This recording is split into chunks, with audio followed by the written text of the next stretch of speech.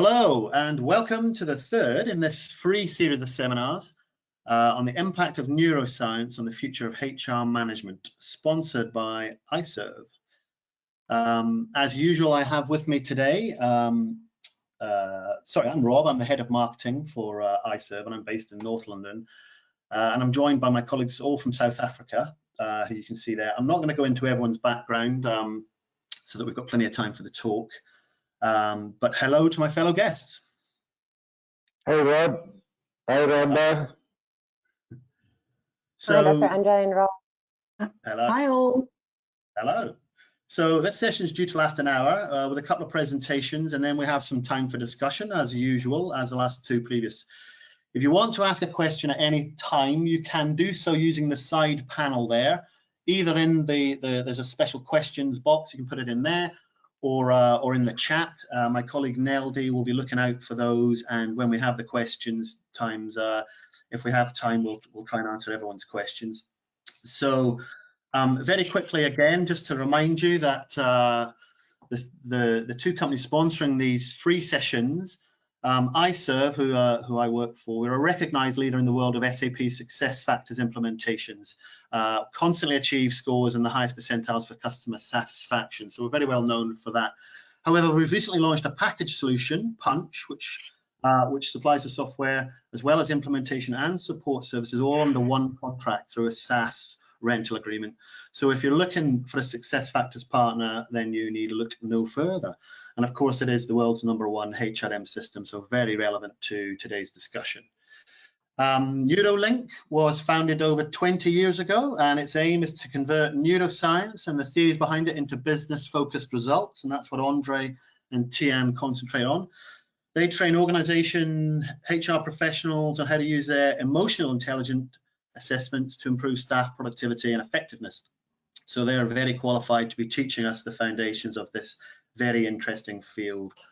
So I will just quickly go into our two speakers. Once again, we're very pleased to have Dr. Andre Vermeulen. He is the founding member and CEO of NeuroLink, which he has usefully championed for 25 years. He's also a part-time lecturer. He's a member of Exercise and Neuroscience Research Group at the University of Pretoria, where his function is to translate neuroscience into tools, actual tools that people and businesses can use. He frequently contributes on numerous platforms like TEDx, ATD, and he's actually got his own TV show called Mind Matters. So a very warm welcome to you once again, Andre. And also with us today, no less of an expert in her field, of course, is Rhonda. 2 decades of experience. She's been working specifically with SAP SuccessFactors since 2007 and has implemented countless instances across the world in that time, where she specializes on the customer journey and driving toward value. So thanks again for joining us today, Rhonda. So today's session, the third in our series, today we're going to be looking at neuroscience's role in creating a robust workforce for the future. So the future supermen and superwomen of the world. So Andre is going to give us a perspective on potential, a neuroscience perspective, 7 components of your, as in our, amazing neurological design, a neuroscience approach to talent development, and then Rhonda will be sort of taking us into different approaches to workforce planning, knowing the current workforce to plan for the future, and how to create strong talent pipelines. So without further ado, I'm going to hand over to you, Andre. Yeah, Rob, thank you. Ladies and gents, as always, it's a privilege for me speaking about what I believe is essential to the workplace. Again, we talk about neuroscience, and it is important that we have to remind ourselves that regardless of race and gender and beliefs and culture, the one thing that all people on this planet have in common with each other is a brain. And all our brains are pink, meaning with it that our brain works the same. And therefore, because the world is globalizing, we should have an inclusive approach to all our people and HR development processes. And therefore, we also know that we live in a disruptive world. We do know that because there's so much change, that agility and mental flexibility is required of people. We're going to delve into some of the factors today that influences our mental agility and also neuro-agility. So that's why we are going to have a look at specifically the design of the brain. We do know, and Rhonda has spoken in previous presentations about that, but we do know that there is a war on talent. And I have always said that it's not your people that's your greatest investment, but the right people on the right seat, on the right bus, who's your true greatest investment in organizations. But we need to have frameworks to help people identify potential, and then also help them optimize that potential and change potential into competence, talentedness, and giftedness. That's what we want to do if we want to invest in our business. Because when we have talented people who become more of who they can be, the sum total of their performance and impact is so much more in the workplace in terms of well-being and productivity, performance, and so forth. So the first thing, if we talk about identifying and understanding how people are talented, you've got to look at their neurological design. In other words, what is your neurological blueprint for how you think, how you learn, and how you process information? And then also understanding how can I improve that? When we can manage what we understand about our workforce, we can measure that, we can improve that. So the 7 elements that influences our neurological design are those brain-based elements that also influence how we think, how we learn, and how we process information. So it does start with your relative lateral dominance, the 2 brain hemispheres, but then it also includes the front and the back parts of the brain that has to do with our expressive and receptive preferences. It has to do with the different metaphoric languages that the brain prefers to speak in terms of how we think, learn, and communicate. It includes our rational and emotional processing centers of the brain. It includes our brain hemisphere and sensory dominance, information processing style, sensory preferences, and how we are smart. So there's not just one thing that influences how we are smart, how we are talented, how we think, learn, and process information, but the framework as you see here.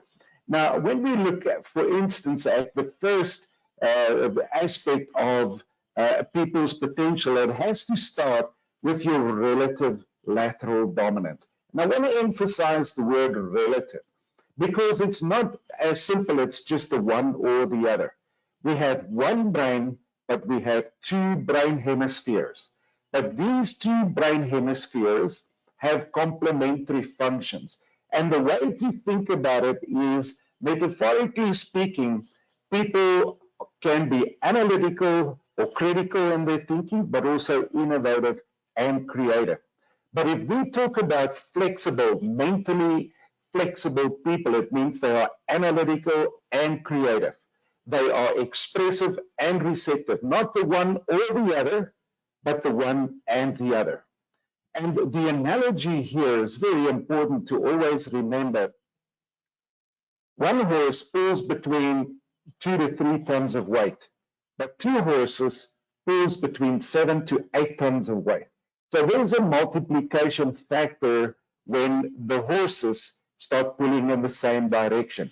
The analogy with the brain is when our 2 brain hemispheres start synergizing and complementing each other, the sum total of our mental flexibility and mental output is so much bigger, so much more, and enables us to really just be better versions of ourselves. So when we start at looking at people's design, we need to look at which of these hemispheres, brain regions, lobes, and systems take the leading role. When we talk about dominance, it doesn't mean one is overpowering the other part. It just means certain areas take the lead.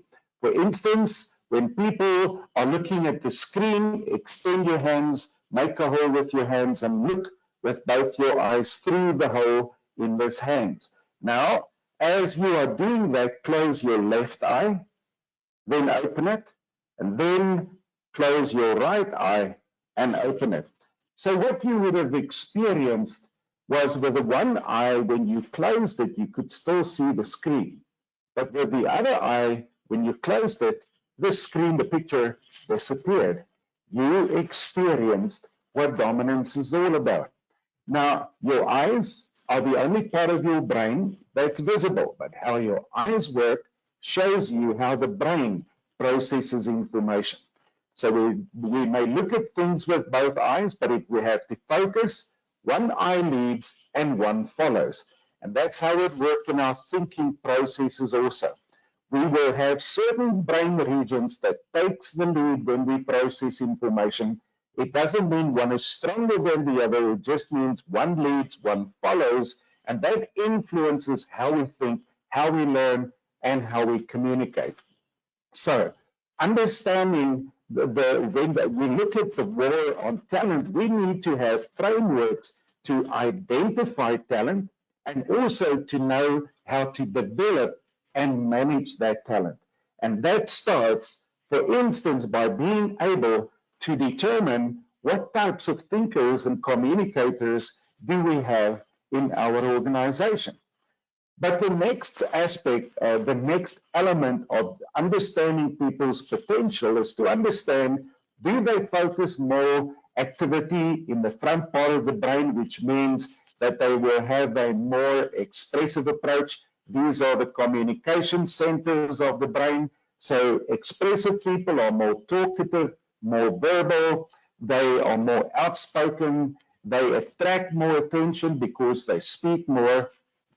But the expressives often, because they very quickly speak, tend to be quite proactive often in their thinking.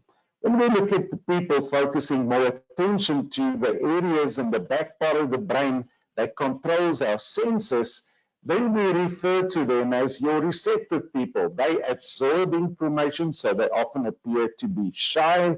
They appear to be people who more observe and listen before they respond. Their strength is they think through things before they respond.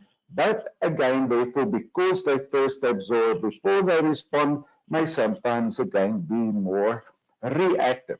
So our preference here will have an impact in how we choose to go about interacting in the workplace, taking part in our meetings, and even also how we contribute. And there's no such thing as one area better than the other. There's only one ideal profile, and that is you having access and utilizing all areas of the brain. In other words, you're a brain fit and a mentally flexible person, regardless of which areas lead. But we need to be able to understand that identifying potential in our organization means we need to have frameworks like this to be able to understand who do we have in our organization, who are we developing, who are we managing, what is it that they can bring to the table, and how is it that we can help them optimize and improve their performance for their own and the benefit of the organization. The next aspect that's very important to also be considerate of, if you look at this picture, it is a picture of the brain from the top. You can see there are the two hemispheres, the left and the right brain hemispheres. But if you do a line between the front and the back part of the brain, you will also see there are a front and a back part. In other words, the brain can be divided into 4 parts. And this is metaphorically of the 4 different thinking, learning, and communication languages that people speak. So even if we all just speak English, the metaphoric language and how we speak it is very different. For instance, when we look at people who start, when they communicate in the blue quadrant, if so to speak, will be people who communicate structured, detailed data. They are very factual, being correct, being analytical in their thinking is of utmost importance. When we look at people focusing or starting in their communication with the left posterior quadrant, we refer to them as doers because they speak one language, and that is action, results, task, outcome, and so forth. So that's often the communication and thinking preference of your operations managers and your finisher completers, managers who chase a certain result, a certain target. When we look at people in the orange quadrant, posterior in the right hemisphere at the back, we refer to them as counselors because they speak a people-oriented language. So they are always more sensitive for emotions, people, relationships, being more empathic towards people, often very liked by others because they appear to be thoughtful and considerate. And then when we look at the green quadrant, we refer to them as your strategists. They speak a creative, big picture language. They are very futuristic, very creative, loves different types of options, very strategic. They bring about a lot of change. So the point is, ladies and gents, is to understand that we all will speak all four languages.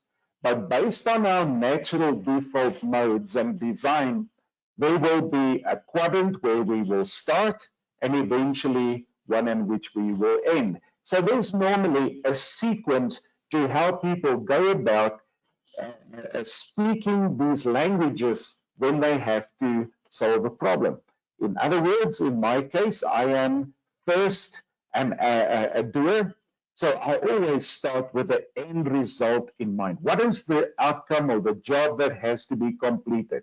The next thing for me, my next point of departure would be then to go look at the detail, the structure, the fact, and so forth.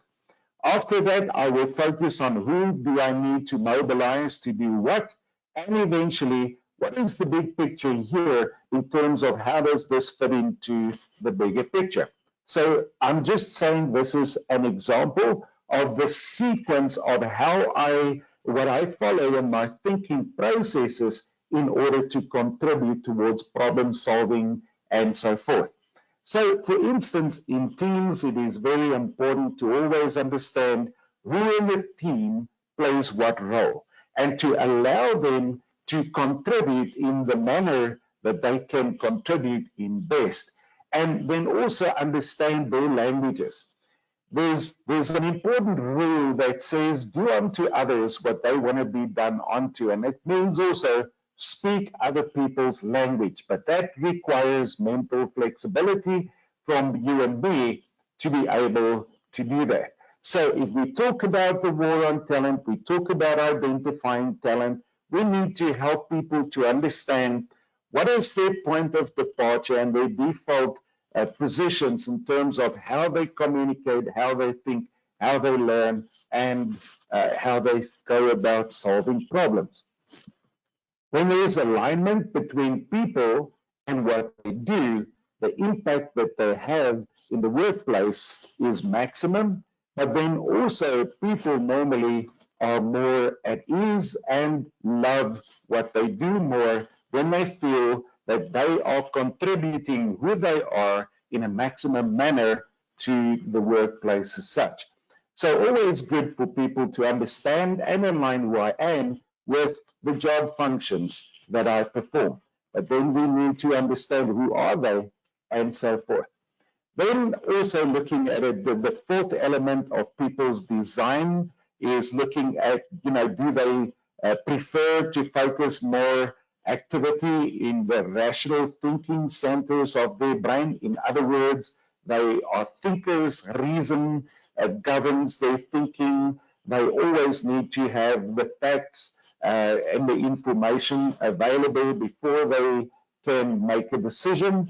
The people who focus more activity in the deeper parts of the brain, the red and the purple parts, These are your emotional people more. We just refer to them as feelers, but it means they are more experiential learners. They are often very practical, proof of the pudding lies in the eating type of thinkers and workers.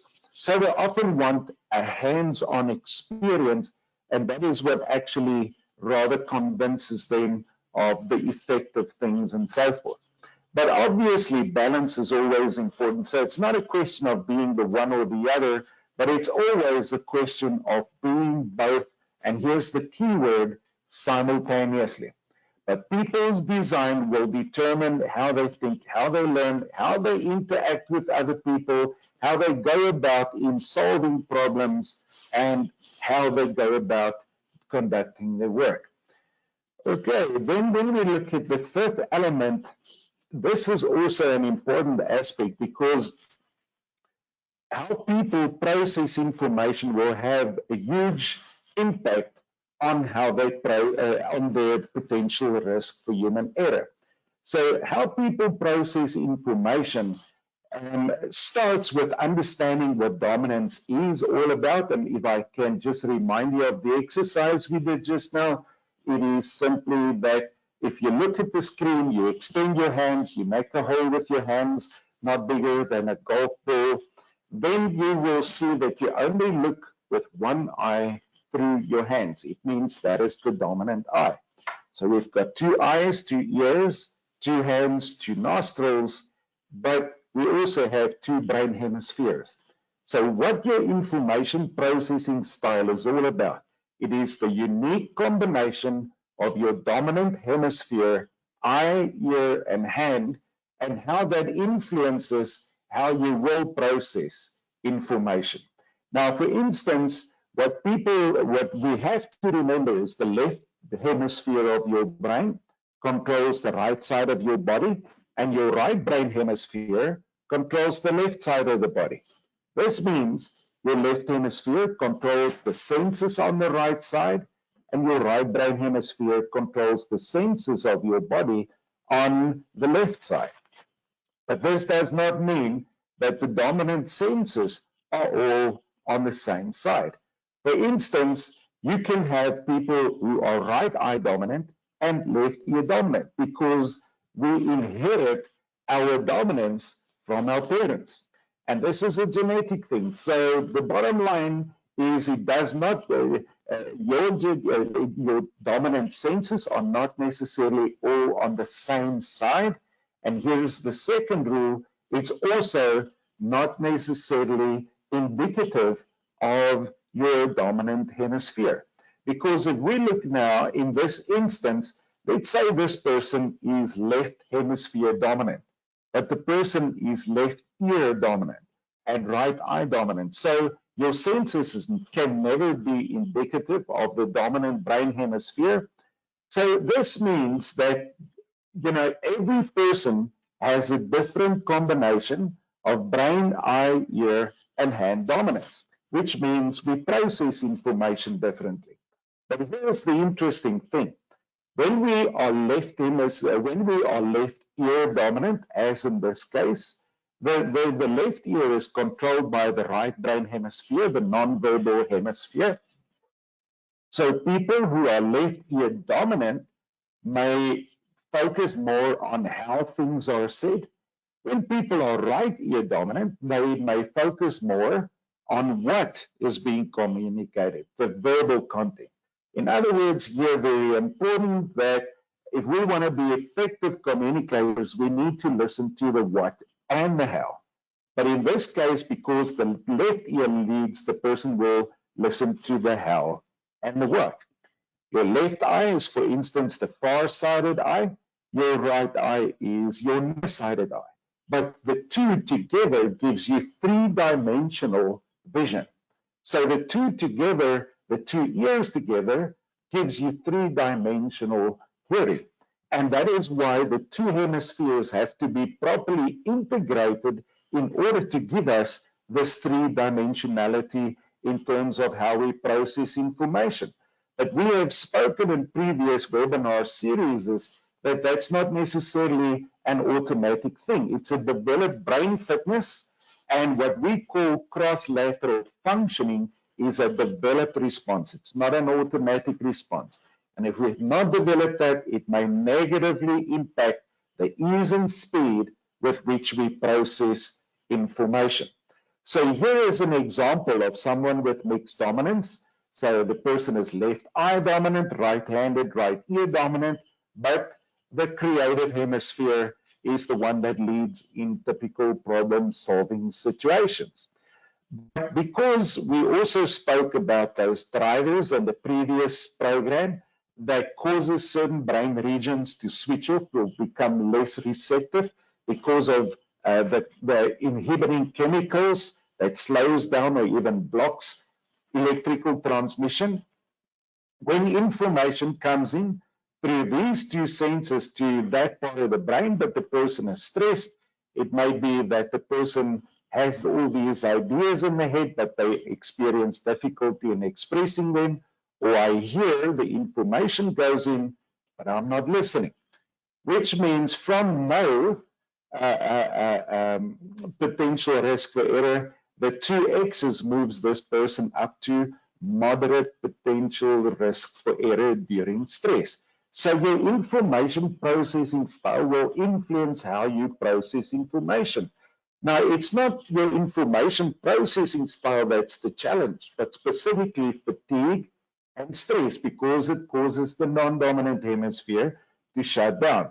But that then may sometimes impact the quality, the ease, and the speed of information that we are processing. So it is important, if we want people who operate, for instance, dangerous machinery, who work with important data and facts where they cannot afford to make mistakes, we need to be able to take the information processing style into consideration and empower them with brain fitness skills so that they can access and utilize all brain regions and process information without any risk for error.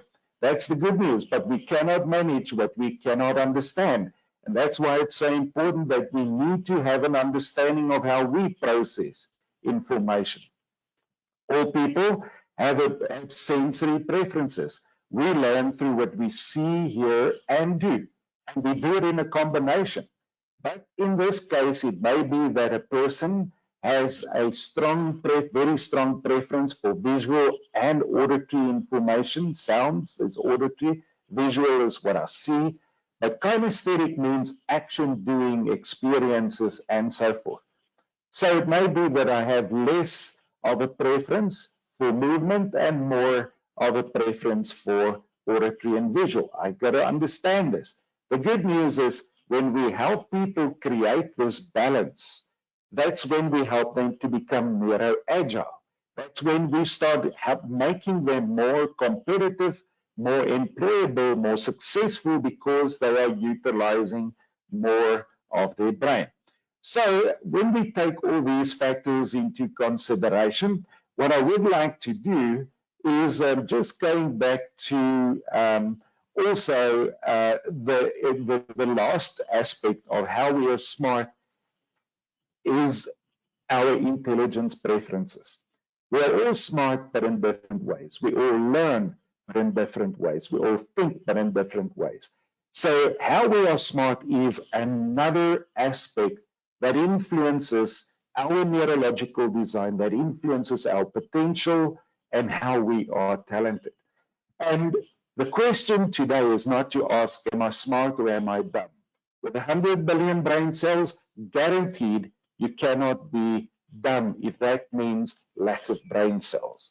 But what we do with this raw potential and how we consistently develop our potential by developing appropriate skills that goes with the way that we are uniquely talented, that will change the potential into talent. And this is the important thing that I want to leave with our listeners today, is potential plus nothing gives you nothing. So we are all talented or potentially talented. We all have intelligence preferences, but intelligence plus nothing gives you nothing. I can have the potential to be the world's greatest speaker, but I never acquire appropriate skills, put in the hard time to practice it, and practice more, I'm just never going to be that person. But if I have the potential to identify my potential, align and develop appropriate skills, and constantly practice that over a long period of time, it becomes something that really is outstanding in me, and that giftedness and talentedness becomes a gift to the world and to the business, to my relationships, and to everyone around me. So you cannot improve what you cannot measure. You've got to first measure and identify your potential. Then you've got to determine what appropriate skills has to be developed that goes with us. To give you an example, I believed I cannot work with people and I cannot talk to people. I've discovered that I do have the potential to be a people and a linguistic smart person, but I have never developed the skills to do that. And also, even if I develop the skills, I've got to practice, and practice more. And now, almost 3 decades later, I have the privilege of living my purpose and being authentic, being who I was destined to be, because I've identified my potential, developed the skill, and constantly over years kept on practicing it until that became my gift and my talent that I use to earn a living. So important that when we talk about the world of business, we've got to help people find out how they are talented, how they are smart, and what it is that they should be doing with us. Now, therefore, the last thing that I want to conclude on today is to understand that all of us have a different design. It is important for people to understand their own design, align who we are with the job functions that we perform, because that's where we'll have biggest impact, but also where we are most talented. But having said so, there's not one area that we cannot develop further. And remember, everything we spoke about today is all about preference, not about competence. It's never, when we look at the intelligence preferences, it just shows your preference, because competence is something that can be developed regardless of. But when there's alignment between your naturally outstanding areas and the competencies and skills you develop, that's where you have most impact. But it's also important that, for instance, in a case like this, if you have a very analytical person, and for instance here, intelligence-wise, the person is a strong individual, but not a strong people-oriented person, this is not necessarily the person you put in charge of your biggest client, because customer service correctness customer service may not be as big an issue to this person as their people skills are their least preferred, and correctness and fact and the tasks are more preferred. Not a good alignment for a customer service client, and to put a person like this in charge of the biggest contract you have in business. But when you have people who have strong people-orientedness, but they also are very driven by the task, and these are real-life examples of people we've seen. Person 1A here was not very effective as a customer service liaison officer. Person 2 here was excellent and helped them maintain a contract with a client that was worth millions.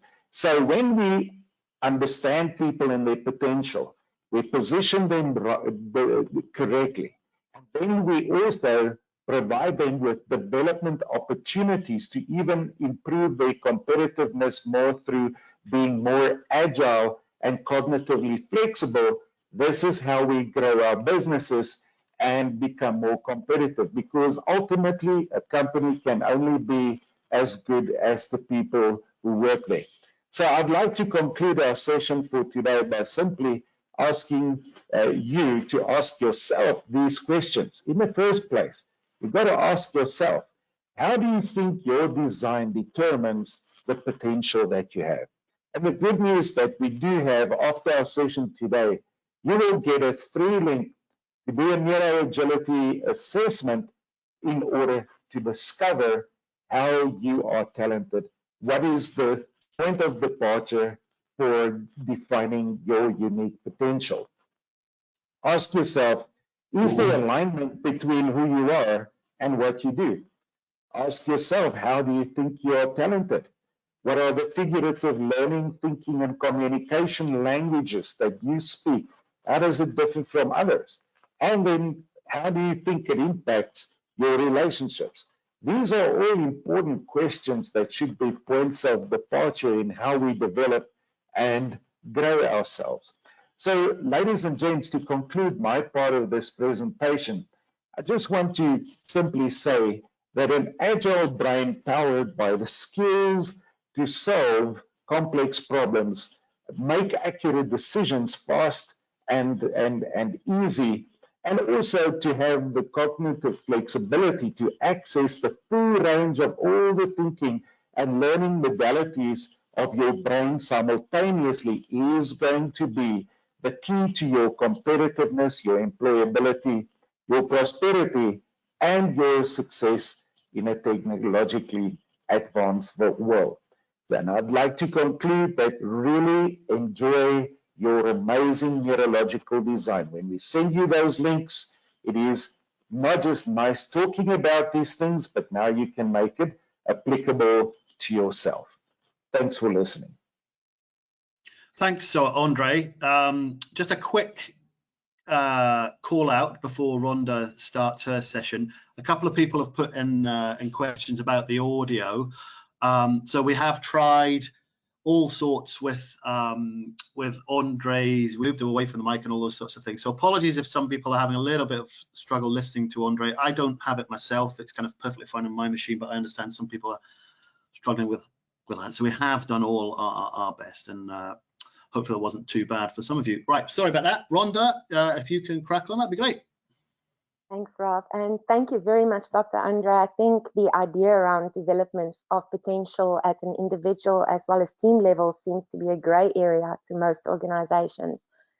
But this should already start with the workforce planning strategies, because after all, the talent pipeline should attract candidates that fit the organizational culture, has the relevant skills, like you mentioned, and the necessary personality traits to be a success in the organization. Workforce planning allows for the strategic planning of your workforce to align with your future business goals. If you are going to recruit, whether internally or externally, it is important to make sure that your job postings and profiles reflect these personalities of the roles you need to fill. To substantiate the neurological design of your organization, SuccessFactors offers differing strategies for workforce planning via SuccessFactors People Analytics, the new planning edition. SAP SuccessFactors People Analytics Planning Edition is the next generation of workforce planning with collaborative workforce planning and visualizations enabled by SAP Analytics Cloud. Workforce analytics is the centerpiece of a robust workforce strategy. It informs workforce decisions by helping companies understand what matters to the business, how they're doing, where the issues are, and what to do about it. Answers to these questions provide organizations with the ability to act with confidence when driving their strategic workforce initiatives. Strategic workforce planning answers the question, what are our business goals over the next several years, and what kind of workforce will we need to reach those goals? What is your organizational potential currently in order to achieve the strategy? And once you know where you are and want to go to, you can identify the type and amount of talent you need to get there. So understanding and closing the gap between the current and projected talent needs can make all the difference in your ability to execute strategy effectively. SuccessFactors provides a reliable data foundation, which includes the most trusted standard for workforce metrics and benchmarks, and the tools that make everyone, even novice users, executives, and analytics gurus, successful right away. Traditionally, HR has been operations and process orientated, more focused on the soft side of HR, on operational HR and service delivery. making sure that employees get their pension and benefits, managing the performance review processes, ensuring everyone gets paid on time, and even helping to quickly fill open positions and so on. So while all of these are important roles to play within the business, they are operational or tactical and not strategic. To become strategic, HR has to be able to deliver the facts or data-based business cases for what they are doing. Just for some examples, I have two here on the screen from Comcast and WellPoint. Comcast realized up to 10% increase in their customer satisfaction by reducing turnover in one critical role. WellPoint realized $6 million saving in annual turnover by changing just their hiring and onboarding practices. I have another example of a hospital that realized $4 million in savings per year by improving their talent pipeline and increasing supply for critical roles. SuccessFactors Workforce Analytics provides a single source of truth for all your workforce data. Are uncertain economic times or changing workforce dynamics forcing you to change the way you conduct business? Are you looking at mergers, acquisitions, or divestitures as a way to weather the economic storm? Will the expected global skill shortages or the aging workforce expose your organization to significant risk? Knowing the consequences of your decisions up front makes all the difference in your ability to execute your strategy effectively, especially if you could investigate and quantify the financial implications of strategic workforce planning decisions. Also, modeling the skills and competencies needed to meet your future growth strategy, and you can also forecast your career progressions and analyze where any gaps will impact your ability to execute your strategy. You will also be able to dynamically model your organizational changes and their financial implications in real time.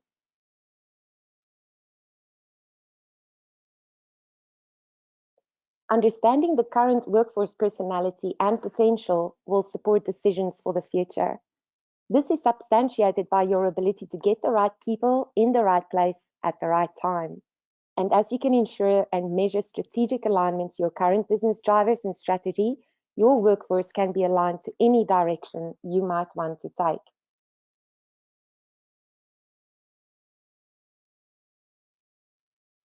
Potential generally refers to a currently unrealized ability. The term is used in a variety of fields, from physics to the social sciences, to indicate things that are in a state where they are able to change in ways ranging from the simple release of energy by objects to the realization of abilities in people. Potential is the latent quality or ability that may be developed and lead to future success or usefulness. Potential reviews allow for the assessment of the capacity of an individual to develop into something in the future. Potential therefore plays an integral part of planning for the future. Understanding where your potential lies, how to measure it, and take action on it supports profiling the foundation for the future workforce. In addition to this, people's known preferences, their traits, providing the deciding factor with analyzing nominees, for example, for your succession development processes and workforce planning. So deciding what traits are important to your organization to support your future change. Just to name two possible signposts, learning agility, which looks not only at the ability to learn something fast and then start using and improving upon it immediately, but these employees are also typically, as we said in one of our previous webinars, the champions for change. Leadership traits are also very important, but creating only a vertical growth pipeline is not necessarily the only way to ensure career planning and development. Strategies could include horizontal growth, for example, levels of specialization that are defined by a career path. Knowing individual and workforce potential supports strategic decision-making for future growth planning.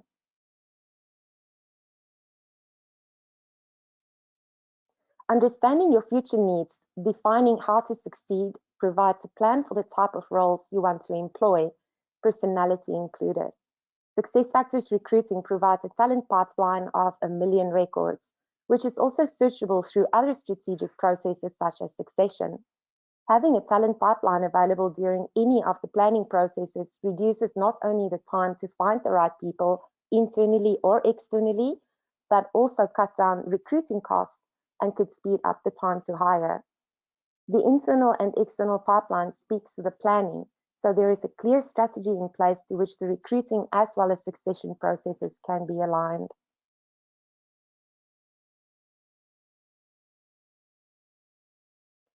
Part of the workforce planning strategy is setting up the specific job profiles for each role. In SuccessFactors, a job profile is linked to all HR components, from career planning to performance and recruiting and learning. The profiles should contain the requirements and the personality of the role. And if this is defined upfront, the detailed talent searches will locate candidates within your existing pipeline. From the onset of creating the workforce plan and executing it, excuse me, from the onset of creating the workforce plan and executing it, the personality, job expectations, and proficiency requirements are included to determine how the role would fit into the larger organization. Each candidate, therefore, has the potential to become part of your organizational value frame. Key outcomes to consider links to determining the expected ratings for the competencies against jobs in order to allow for end users to do their gap assessments. Linking these competencies to learning outcomes for future development, and developing an interview pack that will not only allow for the assessment of skills and proficiencies, but also include the personality and potential needed for that job.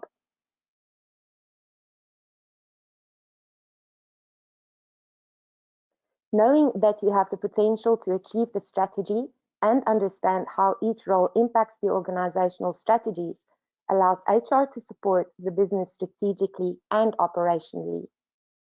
Thank you very much, Rob. Okay, thank you, Rhonda.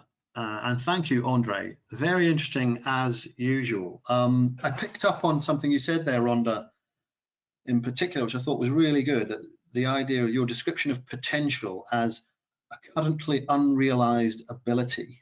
I thought that was really powerful, really strong. So before we go to questions, which I'm hoping that I know we do have some, and Nell is collating for me. I have a question from my own self for both of you. We talk a lot about people, structures, putting them into teams, and it's kind of like the responsibility of HR professionals to do that, to analyze and to put them in. And I was wondering, is the understanding of my own neurological design, is that something that I should be investing in? You know, is it my responsibility to guide my own path? Is it something I can put on my CV, for example, and sort of counter, you know, tell a potential employer, well, this is what my personality type is? I just wondered what your thoughts on that were. Andre, first, if you'd like to answer that. Yeah. Yes, of course, Rob, I believe it is your responsibility. And learning is the responsibility of every person. It is what we are supposed to do. I believe it's a privilege if the workplace that help us and invest money in the greatest asset we will ever have is our brain. But in my case, if I work for myself and no one else invests in me, so who's going to invest in my brain? The bottom line, I need to make myself a competitive commodity. I need to be employable and an attractive investment for companies to want to buy my skills, my competence, and my talent. And therefore, it is the individual's responsibility first. I believe it's a great blessing when a company invests money into people's development, but at the end of the day, we are responsible for developing ourselves. And you cannot manage what you do not understand about yourself. You cannot improve what you do not understand about yourself. So that is why we are making these neuroagility assessments available during this learning journey, so that it's not just talking about brain fitness, neurological design, but actually discovering the truth about myself so I get an accurate understanding of my unique potential, but then also get an accurate understanding of the areas in which I can grow and develop myself more in order to be more attractive and a better investment for other businesses. So should I, for instance, make my neurological design available on my CV? In my opinion, of course, because companies buy into what is it that they're looking for. When you show this to them, you show them their potential. Ultimately, that's what they buy. Okay. Rhonda, do you have any thoughts on that? I want to agree with that. Also considering that we are looking at the neurological design of the organization and then how each individual fits into that design as well.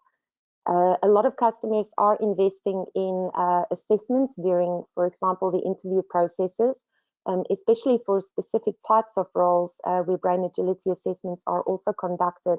And these support the decision-making processes in order to step up, especially on the managerial levels where strategic analysis and so on are required. But it's not very utilized on a global scale as yet.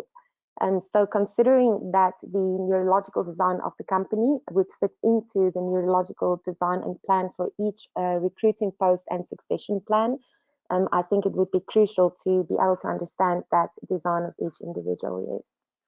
Yes. Right.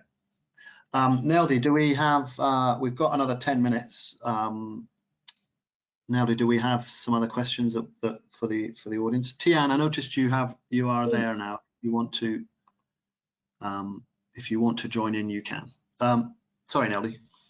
All right, yes, thank you. I've got a question here from Sarah. Sarah's asking, can one see some characteristics of a psychiatric illness when you do the neurological assessment? Andre? Great question. Yeah, thank you for asking that, Neldy, but definitely is the neuroagility profile not a psychometrical test, and it is not been designed. The purpose of the assessment is to help people identify their design and then to improve their brain performance, their cognitive flexibility, their brain fitness, and so forth. So this has got 100% nothing to do with psychology, or especially in the field of mental illnesses. We do not, this is definitely not the tool to be used for any of those purposes. Okay, thank you. I've got a question here from Beverly. What qualities would make a good leader? Rhonda, would you like to have a go at that first? Current president notwithstanding. That is a good question. Can we name names and say not like those? Yeah, so I think Andre would be in a better position to answer it from a neurological design perspective. Yeah. Andre, I'm not sure if you would like to answer that. Yeah, you know what, I think in the first place, you know, what makes a great leader is, I don't think it's just one or two quick fixes or qualities, but I think in the first place, it is absolutely, if we look at imitative learning being the most powerful form of learning, I think what makes a true great leader is to really not just talk nonsense about, for instance, political views and what they stand for, but actually be the change they want to see. In other words, embody the values and the visions and the principles that you talk about. You've got to be a walking example. You've got to embody those things so that people can see in your example what it is that you would expect them.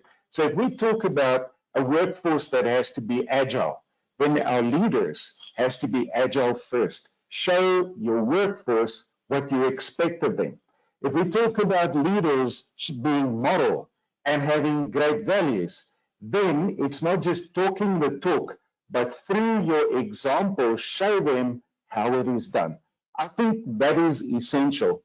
Obviously, if we look at what the World Economic Forum says, that the world is looking for emotionally intelligent people.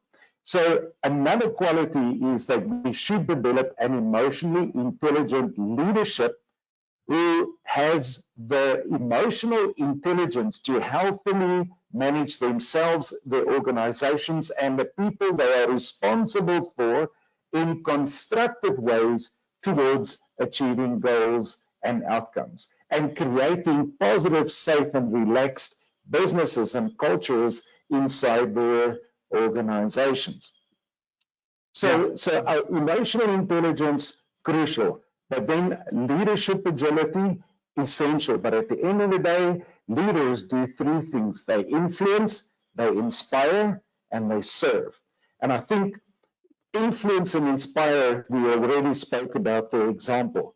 But the last thing with regards to service, maybe our leaders should really start thinking about serving those that they are responsible for. And that means anticipate, recognize, and meet their needs.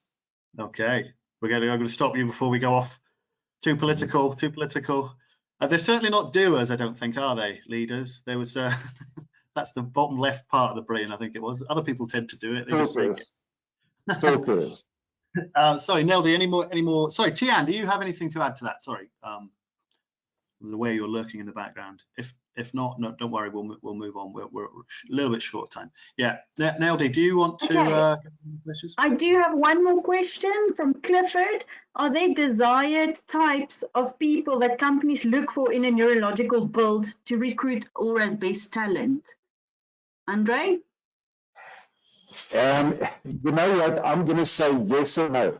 The most desired type that companies are looking for is you listening to me today, but having optimized all the different faculties of your brain. In other words, you are a cognitively flexible person with good brain fitness and flexibility to be able to do whatever new time, first time learning situations require of you in the workplace, regardless of specific brain preferences.